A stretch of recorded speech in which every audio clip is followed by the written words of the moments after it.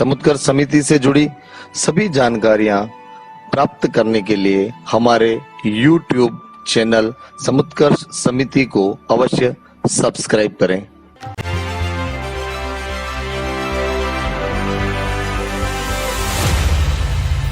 आज आप रक्त रंजित युद्ध को टालने के लिए उनको मृत्यु के मुख में भेज दिया, किंतु अधर्म का जो पक्ष आपने लिया है, ये आगे आने वाले समय में यहां से कुछ दूर ब्याज सहित इसका मूल्य चुकाएगा। आओ वासुदेव, मैं तुमसे मिलने के लिए कब से उत्सुक हूं। मैं इसलिए तुम्हें देखना चाहता था कि तुमने अधर्म का नाश करके धर्म की संस्थापना का जो मार्ग अपनाया है, इस संपूर्ण आर्याव्रत में धर्म की रक्षा करने का उत्तरदायित्व ये वेदव्यास और तुम्हारे ऊपर ही है। जो धर्मानुसार आचरण करेंगे वह ही इस संसार में रह पाएंगे, और अन्य अधर्म का आचरण करने वाले लोग नष्ट हो जाएंगे। शकुनी और दुर्योधन का षड्यंत्र जो था, उसको धृतराष्ट्र और भीष्म ने पूरा किया। भीष्म चाहते तो उन्हें रोक सकते थे, दुर्योधन को अलग कर सकते थे। पांडव प्रिय थे, किंतु कुरु साम्राज्य प्रियतर था। निष्ठाएं बदल गई।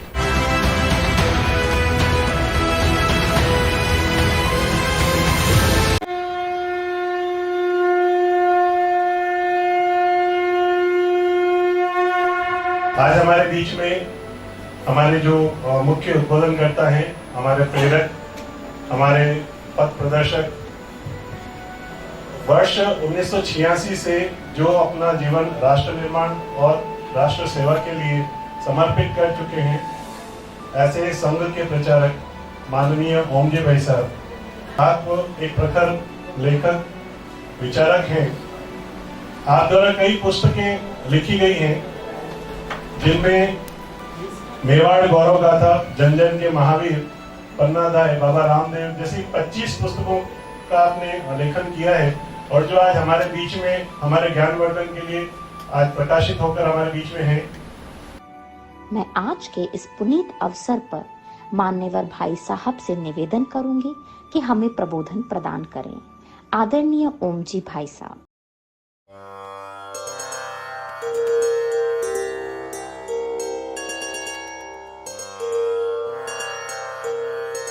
हिंदू भूमे सुरक्षार्थ केशवेन विनिर्मितम् यं संघपोषितं येन गुरुं तं प्रणमाम्यहम्।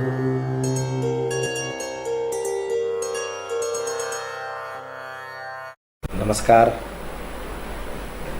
समुत्कर्ष व्याख्यान श्रृंखला यतो धर्मस्ततो जय में आप सभी लोगों का हार्दिक स्वागत है। पिछली बार के एपिसोड में हम लोगों ने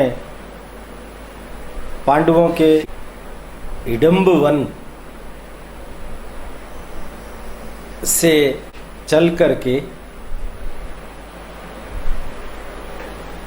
एक चक्रा नगरी की ओर प्रस्थान करने का निश्चय किया था। हिडिंबा के घटोत्कच पुत्र पैदा हुआ। राक्षसी वृत्ति का होने के कारण से वो जल्दी से बड़ा हो गया था। उसने भी विनती की थी कि जब कभी भी मेरी आवश्यकता पड़े तो आप याद करना, मैं आप लोगों के सहयोग में हमेशा तत्पर रहूंगा। इस कहानी के आगे की कहानी वो अगले एपिसोड में हम सुनेंगे। आज एक नया एपिसोड बीच में आ रहा है, और वो है एक ऐसे महामानव का जिसने नर से नरोत्तम और नरोत्तम से नारायण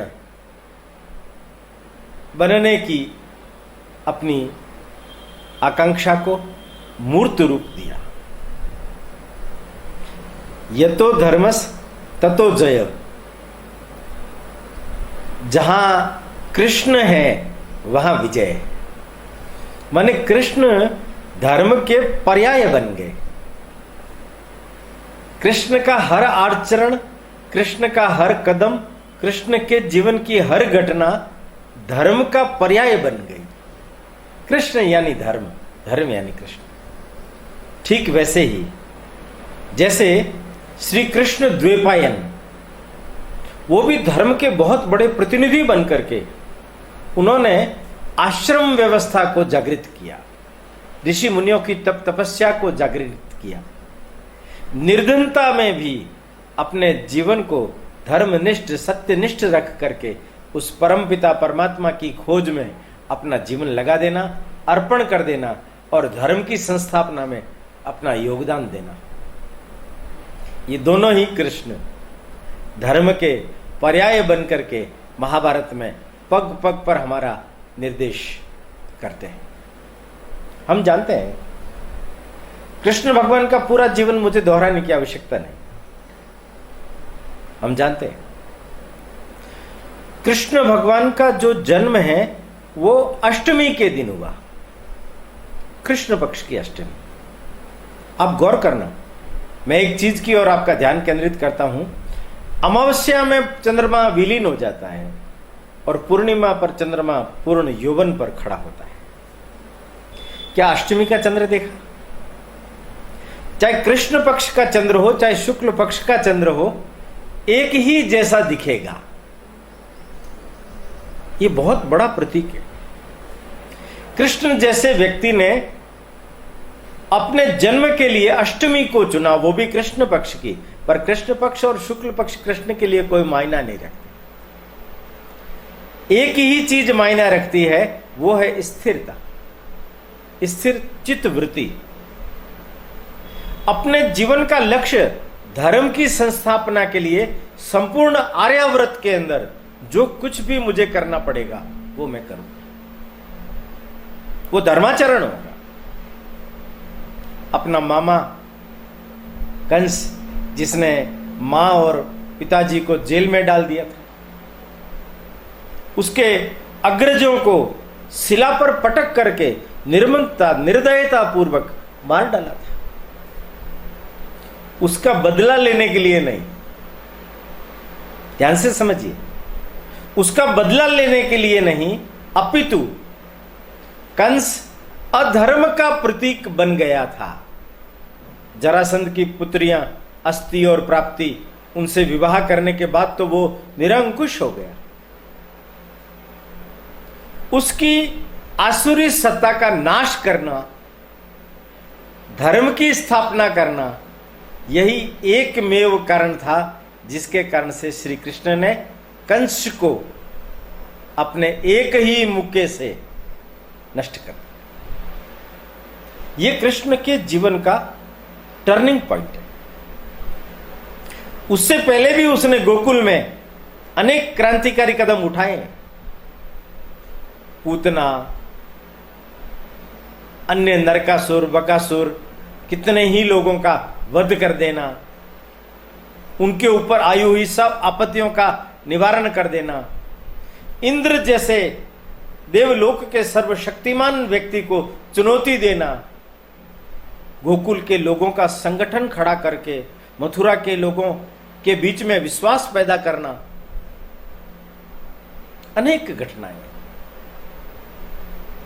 कृष्ण ने कंस के पराभव के बाद अपने जीवन का एक बहुत बड़ा राजनीतिक उन्नयन ये प्रारंभ किया। हम सब जानते हैं सांदीपनी के आश्रम में रहकर के कृष्ण और बलराम ने 1 महीने में 64 कलाओं की शिक्षा प्राप्त कर ली थी। माने उनकी ग्राहक क्षमता कितनी अद्भुत होगी। सांदीपनी परशुराम के शिष्य हैं। परशुराम ने उन्हें सभी प्रकार के अस्त्र शस्त्रों में निष्णात किया था। इस कारण से सांदीपनी ने बलराम को गदा युद्ध में दक्ष किया। बलराम उस जमाने में विश्व स्तरीय एकमेव गदा युद्ध के ज्ञाता थे और कृष्ण उनके बारे में ऐसा कहते हैं, सांदीपनी के आश्रम में रहते हुए 4 घोड़ों से जुता हुआ रथ अत्यंत ही द्रुत गति से अगर जा रहा हो तो कृष्ण उस दौड़ते हुए रथ के ऊपर क्षिप्र गति से चढ़ जाएंगे, घोड़ों की वल्गा अपने हाथ में थाम लेंगे, अपना धनुष चढ़ा लेंगे और प्रत्यंचा खींच करके धनुष से निशाने पर वार कर देंगे और सफलतापूर्वक ये काम होगा। इसमें बहुत कम क्षणों में ये काम पूरा हो जाएगा। इस क्षिप्रता को, इस योग्यता को, इस कौशल को प्राप्त करने में कृष्ण ही एकमेव पात्र थे। सांदीपनी के बड़े प्रिय शिष्य थे, किंतु हम सब जानते हैं जरासंध ने जब कंस का पराभव हुआ तो मथुरा पर 3 बार आक्रमण किया, पर वो मथुरा जीत नहीं सके। कृष्ण को मालूम था ये मथुरा को नेस्तनाबूद कर देगा, क्योंकि ये मगध का बहुत बड़ा साम्राज्य का 99 राजाओं को जिस व्यक्ति ने परास्त करके और अपने कैद के अंदर डाल रखा हो उसका ज्ञाता है। ऐसे शिशुपाल, चेदीराज, ये सब लोग उनके साथ में थे। क्या करें?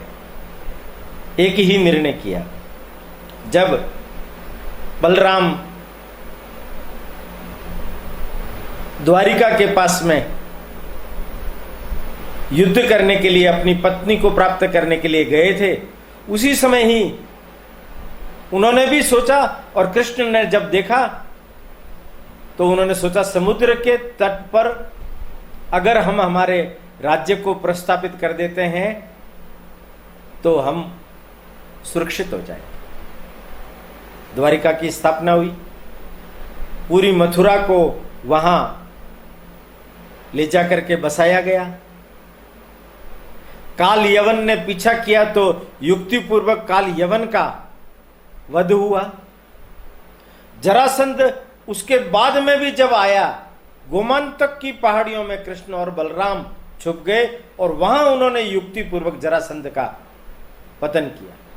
हार करके, जान बचा करके जरासंध को भागना पड़ा। इन सब घटनाओं के बीच श्री कृष्ण सजग थे। मथुरा से ही उन्होंने अपने चाचा अक्रूर जी को हस्तिनापुर में जब पांडु की मृत्यु के पश्चात पांडव और कुंती आई थी तो अपनी बुआ की सुध बुध लेने के लिए भेजा था, और अब उन्होंने भेजा उद्धव। द्वारिका की स्थापना होने के बाद संपूर्ण आर्यावर्त में धर्म की स्थापना करनी है तो मुझे किन लोगों का साथ चाहिए? तो उनकी दृष्टि पड़ी कुंती बुआ के 5 पुत्रों पर। धर्मनिष्ठ है, योग्य है, क्षमतावान है। अगर ऐसे लोग मेरे साथ रहेंगे तो मैं इन लोगों का साथ लेकर के, इन लोगों को साथ दे करके धर्म की स्थापना कर सकूंगा। उद्धव गए। कृष्ण भी हस्तिनापुर जाने के लिए उत्सुक हो गए, क्योंकि उद्धव का कोई समाचार प्राप्त नहीं हो रहा था। कृष्ण चले, रास्ते में पुष्कर आया, वहां रुके, क्षोभराज साल्व को उन्होंने हराया। पुष्कर में उद्धव से उनकी भेंट हुई। उद्धव के पास संदेशवाहक पहुंच गए थे और वो पहुंच करके कृष्ण का संदेश दे चुके थे कि कृष्ण तुरंत मिलना चाहते हैं। उद्धव को कृष्ण का प्रतिरूप भी कहा जाता है। संपूर्ण समर्पण कृष्ण के लिए। उद्धव आए, उनके चेहरे पर हवाइयां उड़ रही थी। सात्यकी, युयुधान, सांदीपनी के पट शिष्य श्वेत केतु, आचार्य श्वेत केतु, वो उनके साथ। पूछा कृष्ण ने, उद्धव क्या ऐसी अवस्था बना रखी है, क्या हुआ? कंठ सूख रहा था। खड़ा नहीं रहा जा रहा, बिठाया पेड़ की छांव में। उसके मुख से सिर्फ इतना ही निकला, पांडव नहीं रहे, कुंती बुआ भी नहीं रही, जल करके भस्म हो गए। क्या कह रहे हो तुम? पांडव नहीं रहे कैसे? रुको, पानी लेके आए सात्यकी, पानी पिलाया, थोड़ा देर विश्राम किया। अब कहो विस्तार से सारी बात। तो फिर उन्होंने सारा समाचार दिया। लाक्षागृह तक मैं साथ था। पांडवों को जानबूझ करके मृत्यु के मुख में भेजने का शकुनी और दुर्योधन का षड्यंत्र जो था, उसको धृतराष्ट्र और भीष्म ने पूरा किया। भीष्म चाहते तो उन्हें रोक सकते थे, दुर्योधन को अलग कर सकते थे, पर भीष्म डर गए।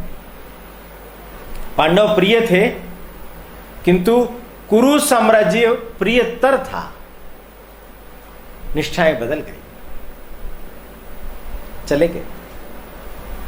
और वहां पता नहीं, मैं वहां से निकला, नाना आर्यक नागदेश,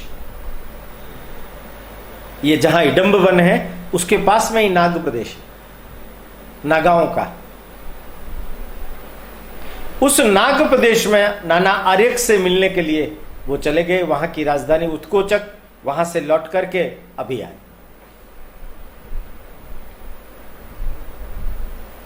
पीछे ये सब कुछ हो गया। कुछ पता चला? कुछ भी पता नहीं चला। कृष्ण हताश हो। मैंने अपने जीवन में जो कुछ सोचा था वो पूरा नहीं होगा। पांडव चले गए, मैं अपने लक्ष्य से विमुख होकर के कैसे जी पाऊंगा? तो सात्यकी ने कहा कि वापस द्वारिका चलें? नहीं। श्वेत केतु को बोला, तुम जाओ द्रुपद के यहां, और मैं जाता हूं हस्तिनापुर। हस्तिनापुर? अब वहां क्या बचा है? वहां तो वो सब लोग अधर्म के रास्ते पर चलने वाले हैं। उनके बीच में जाकर के तुम्हें क्या आशा की किरण दिखेगी? उनका नहीं। ये पता तो लगाना पड़ेगा कि पांडवों को छल पूर्वक किस तरीके से किसने मारा। ये हमारा कर्तव्य है। वो हमारी बुआ है, वो उसके लड़के हैं। श्वेत केतु को द्रुपद के यहां भेजने के पीछे का कारण यह था कि द्रुपद ने आचार्य सांदीपनि के माध्यम से कृष्ण के पास यह प्रस्ताव भिजवाया था कि मैं तुम्हें अपने जामाता के रूप में, द्रौपदी के पति के रूप में वर्ण करने के लिए प्रस्ताव करता। श्वेत केतु को आगे की ठीक योजना समझा करके द्रुपद के पास भेजा और स्वयं हस्तिनापुर गए। कृष्ण हस्तिनापुर आ रहे हैं। हस्तिनापुर में खलबली मच गई। हस्तिनापुर भाई कंपित हो गया। हस्तिनापुर के अंदर डर फैल गया। कृष्ण आ रहे हैं, कृष्ण आ रहे हैं। कृष्ण से पहले कृष्ण की संपूर्ण घटनाएं, उनकी कीर्ति वहां पहुंच चुकी थी। यह शकुनी, दुर्योधन, कर्ण बैठ करके भी चर्चा कर रहे थे। दुर्योधन डर रहा था, अब क्या होगा। कर्ण उत्सुक था कृष्ण से मिलने के लिए। शकुनी ने दुर्योधन को समझाया, अपने मन में सब कुछ प्रकार का भय होते हुए भी अपने चेहरे पर प्रसन्नता व्यक्त करना। शत्रु को तभी जीता जा सकता है जब शत्रु की प्रशंसा के पुल बांध दिए जाए, प्रशंसा में डुबो दिया जाए। वो आपकी मन की था नहीं ले पाएगा। और भांजे, अपने वाणी को विराम देना, बोलना मत। अगर तुमने कुछ भी बोल दिया तो तुम्हारी कुछ भी बोली हुई चीज में से पकड़ने की क्षमता रखता है वो व्यक्ति। इसलिए अधिक सावधान रहना। पहुंच गए कृष्ण। व्यापक स्वागत हुआ। शकुनी की तो आंखों में से आंसू झर रहे थे। कृष्ण समझ गए अति अति षड्यंत्रकारी की आत्मा अति के कारण से रो रही है। दुर्योधन भी प्रसन्न था, धृतराष्ट्र महाप्रसन्न थे। भेंट हुई धृतराष्ट्र से, रोने लग गए धृतराष्ट्र। मेरा भाई पांडु के समान था युधिष्ठिर, 5 पुत्रों को मैंने अपने पुत्रों की तरह पाला था। मैं कैसा मनहूस व्यक्ति हूं, मैंने ही उन्हें वारणावत जाने की आज्ञा दी थी और मेरे कारण से वो मृत्यु लोक को चले गए। रोने लग गए। धृतराष्ट्र से मिलने के बाद भीष्म पितामह से कृष्ण मिले। गदगद हो गए थे कृष्ण। पितामह के चरण छुए। पितामह ने उन्हें गले लगा लिया। आओ वासुदेव, मैं तुमसे मिलने के लिए कब से उत्सुक था। मैं इसलिए तुम्हें देखना चाहता था कि तुमने अधर्म का नाश करके धर्म की संस्थापना का जो मार्ग अपनाया है, इस संपूर्ण आर्याव्रत में धर्म की रक्षा करने का उत्तरदायित्व ये वेदव्यास और तुम्हारे ऊपर ही है। कृष्ण तो मूल तक जाना चाहते थे, इसलिए प्रश्न किया, पितामह आपके रहते हुए पांडव कैसे चले गए? क्या आप रोक नहीं सकते थे उन्हें? पितामह कोई कह न सके। पितामह कहने लगे, अगर मैं रोकता तो दुर्योधन, कर्ण, अश्वत्थामा, शकुनी ये मिलकर के उन लोगों को मार डालते। मैंने तो उन्हें बचाने के लिए प्रयत्न किया, पर भाग्य के आगे किसका जोर चलता है। आप दुर्योधन वगैरह को नहीं रोक सकते थे क्या? आपने क्षणिक अधर्म का साथ दिया। पितामह, मैं स्पष्ट देख रहा हूं, आज आप रक्त रंजित युद्ध को टालने के लिए उनको मृत्यु के मुख में भेज दिया, किंतु अधर्म का जो पक्ष आपने लिया है, ये आगे आने वाले समय में यहां से कुछ दूर ब्याज सहित इसका मूल्य चुकाएगा। पितामह दंग रह गए, फटी आंखों से देखने लगे। यह युवक किस दिव्य दृष्टि से भविष्य का आकलन कर रहा है? क्या यह अलौकिक भविष्य वक्ता है? इतनी गहरी समझ है परिस्थितियों की। दंग रह गई, मन ही मन उसको नतमस्तक कर दिया। पितामह, मैं आपको एक परामर्श अवश्य दूंगा। आप से धर्म की अपेक्षा है, अधर्म की अपेक्षा नहीं। अगर आपने अधर्म का साथ दिया तो फिर आप भी नहीं बचोगे। कृष्ण विदुर के यहां आ गए, विचार विमर्श करने लगे। भीष्म के यहां से जाते समय भीष्म ने उनको पूछा था, वासुदेव अब आगे कहां, द्वारिका प्रस्थान करने का इरादा है? उन्होंने कहा नहीं, मैं कांपिल्य जाऊंगा। कांपिल्य? द्रुपद के यहां? द्रुपद तो कुरुओं का घोर शत्रु है। पितामह, आप गलत सोचते हो। द्रुपद कुरुओं का न कभी शत्रु था न है। ये तो द्रोण के कारण आपने अपने मन में इस चीज को बिठा लिया कि जो द्रोण का शत्रु है वो कुरुओं का शत्रु है। ऐसा नहीं, और ऐसा होगा भी नहीं। द्रुपद कुरु साम्राज्य का बहुत बड़ा हितैषी व्यक्ति बनकर के खड़ा होगा। कृष्ण ने विदुर से सलाह पर मशवरा किया। विदुर ने संकेतों में कुछ बातें बताई, जिसके आधार पर कृष्ण के मन में यह चीज स्पष्ट हो गई कि पांडव जीवित है। कृष्ण गए। रास्ते में धौम्य ऋषि का आश्रम, वेदव्यास के शिष्य धौम्य ही नागों के बीच में आकर के अपना आश्रम बनाया, नागों को शिक्षित किया। और आप देखिए, नाग संस्कृति में भी आर्य संस्कृति के बीज धूम्य के कारण से बो दिए गए। उन लोगों की आसुरी प्रवृत्ति नष्ट होकर, राक्षसी प्रवृत्ति नष्ट होकर के आर्य संस्कृति के देवव्रत सद्गुण पैदा हुए। धूम्य के यहां योगा योग से श्री कृष्ण द्वैपायन की भेंट हो गई। दोनों में प्रसन्नता हुई, चर्चा हुई। कृष्ण ने अपने प्रश्न रखे, उन्होंने उत्तर दिए, और उन्होंने यहां तक कहा कि कृष्ण, तुमने अपने मामा का वध किया, जरासंध से टक्कर ली,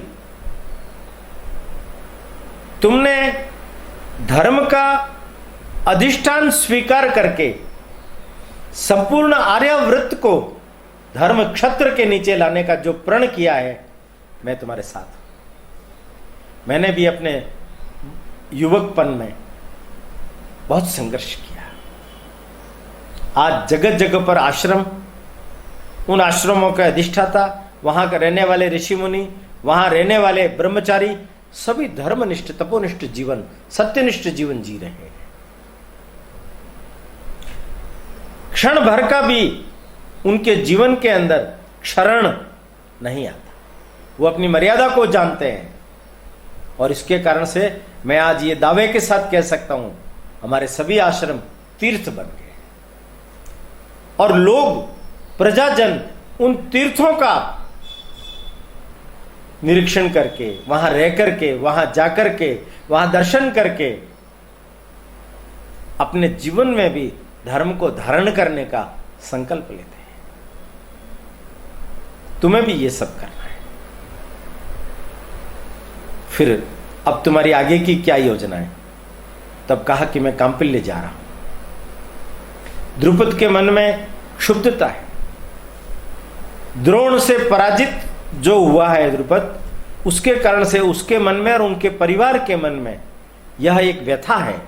हम बदला लेना चाहते हैं, हम प्रतिशोध लेना चाहते हैं, हम द्रोण को परास्त करना चाहते हैं। द्रोण को कुरु साम्राज्य ने शरण दी है, इसलिए हम कुरु साम्राज्य के भी विरुद्ध हैं।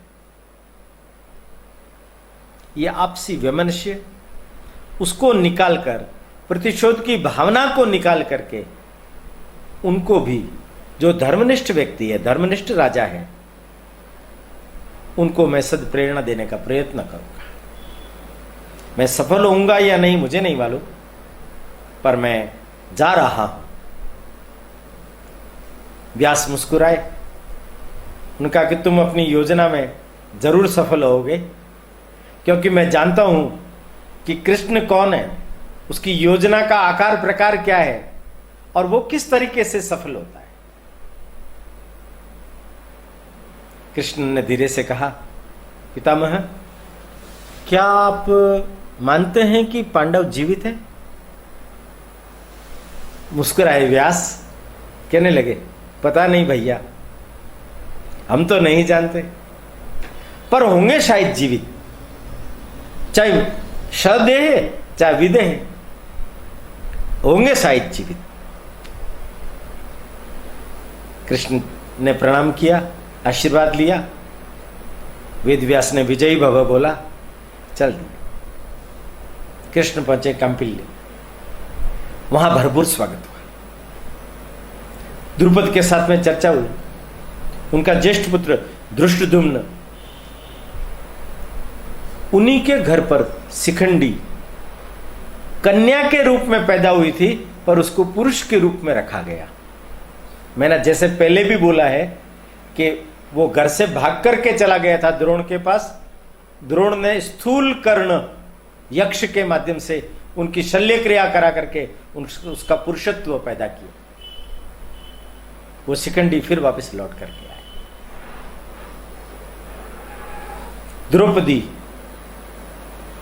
द्रौपदी और धृष्टद्युम्न के जन्म की कथा अगले एपिसोड में कहूंगा।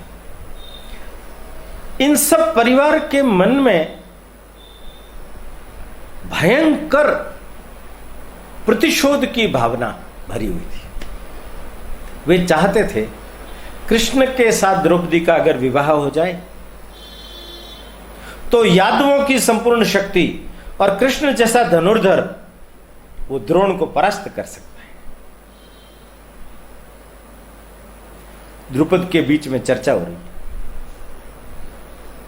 द्रुपद कह रहे हैं कि आप मेरा प्रस्ताव संदीपनी जी ने आपके पास में पहुंचाया।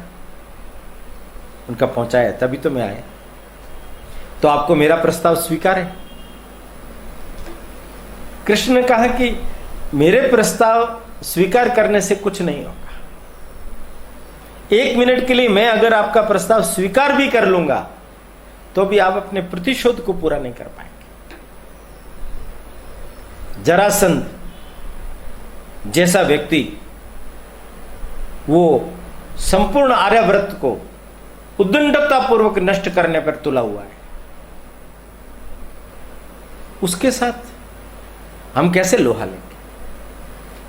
कुरु भीष्म पितामह के समक्ष कौन लोहा ले सकता है? द्रुपद निराश हो गए, बहुत दुराग्रह करने लगे। आप केवल हां कर लीजिए, आपके जैसा जो धनुर्धर है वो दुनिया में कोई नहीं है। आप ही मेरी कसौटी पर खरे उतरेंगे और मैंने जो शपथ ली है कि मैं द्रोण को बदला लूंगा, उसको पराजित करूंगा, ये पूरा हो जाएगा। जब कृष्ण द्रौपदी से मिले तो द्रौपदी भी अपने पिता की प्रतिरूप ही थी, प्रतिरूप। वो भी उस प्रतिशोध की ज्वाला में धधक रही थी। मेरे पिता को यज्ञ करते समय अर्जुन ने बाण मार करके, जैसे कोई चोर हो इस प्रकार से पकड़ करके द्रोणाचार्य के समक्ष लेकर के गए और उन्होंने हमारा राज्य, हमारा अपमान करके छीन लिया। एक सत्यनिष्ठ व्यक्ति को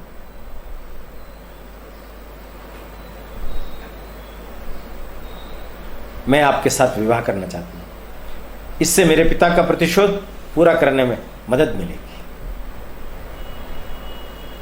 इन्होंने कहा नहीं, ऐसा नहीं हो पाएगा, मेरे कारण से किसी भी हालत में मदद नहीं मिलेगी और मैं तो आपके लिए बिल्कुल भी योग्य नहीं हूं। आप तो राजकुमारी है, मैं तो ग्वाला हूं, मेरा और आपका कोई मेल ही नहीं। द्रौपदी मुस्कुराई, कहने लगी आपका और मेरा कितना मेल है कि आपको लोग दुनिया कृष्ण कहती है और मुझे कृष्ण। मैं तो आपके लिए ही पैदा हुई हूं। कृष्ण की द्रुपद के साथ में दोबारा वार्ता होने से पहले कृष्ण सात्यकी, उद्धव, अन्य लोगों से, श्वेतकेतु वगैरह से परामर्श करने लगे। हम यहां विचित्र भंवर में आकर के फंस गए। एक अहंकारी राजा और अहंकारी ब्राह्मण, उनका युद्ध है, उसके बीच में हम फंस गए। अब कैसे रास्ता निकालें? आपस में परिचर्चा हो। सब लोग ये कहने लगे हमें चल देना चाहिए द्वारिका। कृष्ण ने कहा नहीं, रास्ता निकालना पड़ेगा। कृष्ण फिर मिले द्रुपद से और बातचीत के दौरान उन्होंने एक अच्छा रास्ता सुझाया।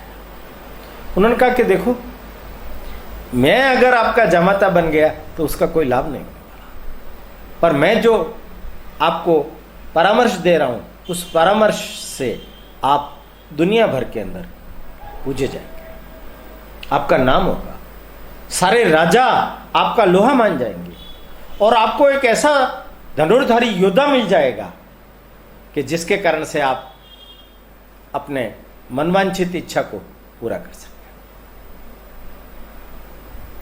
अगर आपके साथ द्रौपदी का विवाह नहीं होगा तो भी आप मुझे सहयोग करेंगे? उन्होंने कहा हाँ करूंगा, क्यों नहीं करूंगा। द्रुपद ने कहा एक बात मैं आपको कहना चाहता हूं, मैंने बहुत स्पष्ट रूप से सोचा हुआ है, मैं द्रौपदी का हाथ कृष्ण के हाथ में दूंगा और कृष्ण इनकार कर देगा तो जानते हो मैं क्या करूंगा?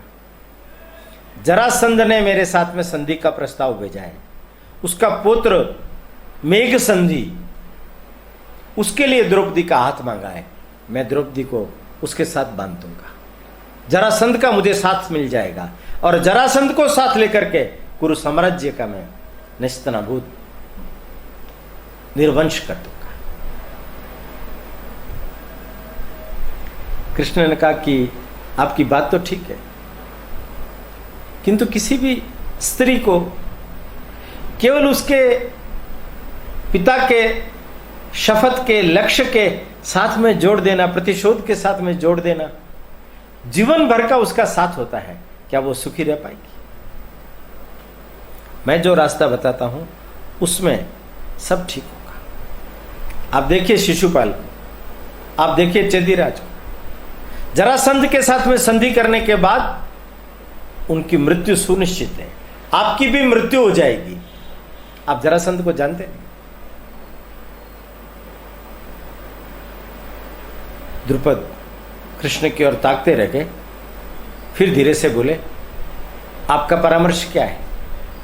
स्वयंवर कीजिए। स्वयंवर?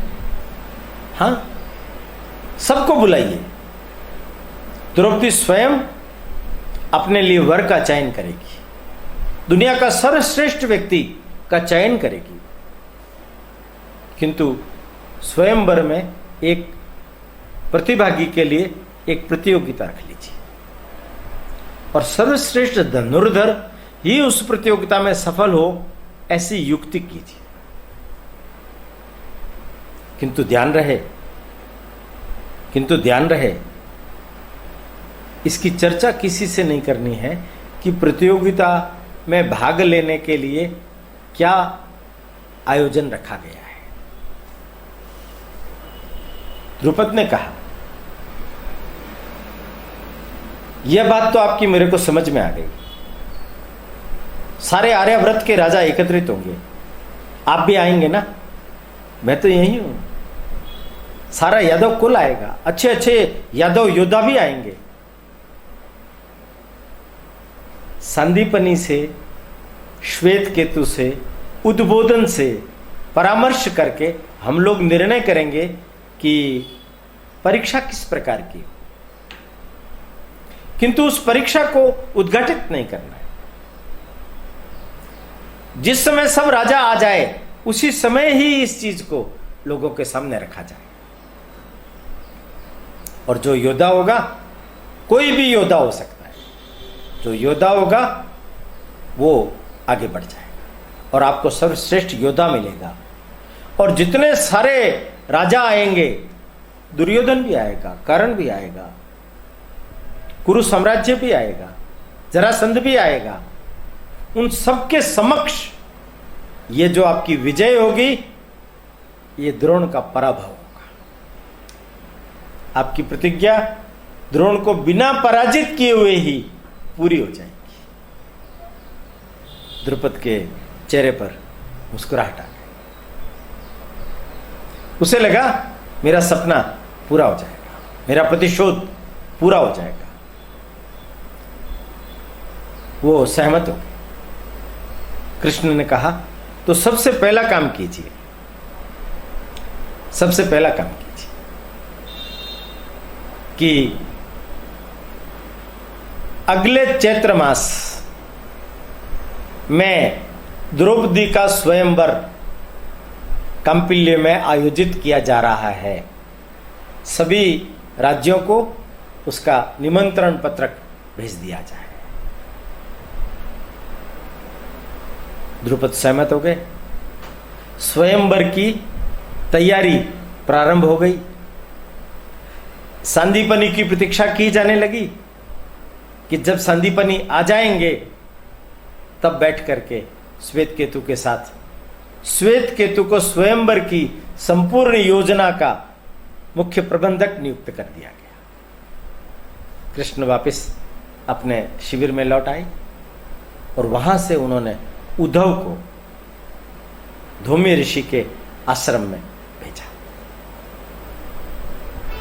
अपनी सारी योजना को वेदव्यास जी के समक्ष रखने के लिए और पांडव जीवित है उनको खोज करके इस स्वयंवर में भाग लेने के लिए उन्हें उत्प्रेरित किया जाए, उसके लिए वेद व्यास जी के द्वारा प्रयत्न किया जाना चाहिए और वो लोग यहां आए, इसकी सुनिश्चितता कर ली जाए। सात्यकी ने मजाक में कृष्ण से बोला कि जब आप द्रौपदी से विवाह नहीं करना चाहते या हम लोगों को विवाह करने से वंचित रखना चाहते हो, इसलिए इस प्रकार का परीक्षा का आयोजन रखा है क्या? कृष्ण मुस्कुराए और कहने लगे शायद ऐसा ही होगा, किंतु मैंने ये क्यों किया है मैं बहुत दूर तक देख रहा हूं। इस एक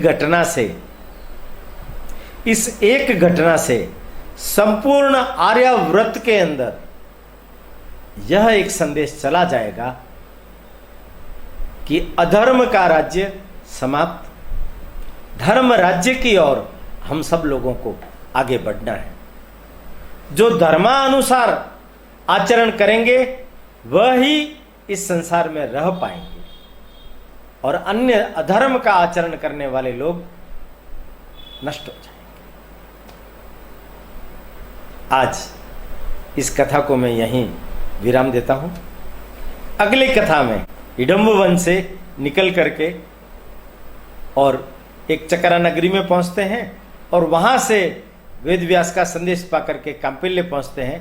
इसकी पूरी बीच की कहानी अगले एपिसोड में हम सुनेंगे। तब तक के लिए प्रणाम। समुत्कर्ष समिति से जुड़ी सभी जानकारियां प्राप्त करने के लिए हमारे YouTube चैनल समुत्कर्ष समिति को अवश्य सब्सक्राइब करें। आप सभी का समुत्कर्ष समिति के प्रति यही स्नेह और आत्मीय भाव बना रहे। धन्यवाद।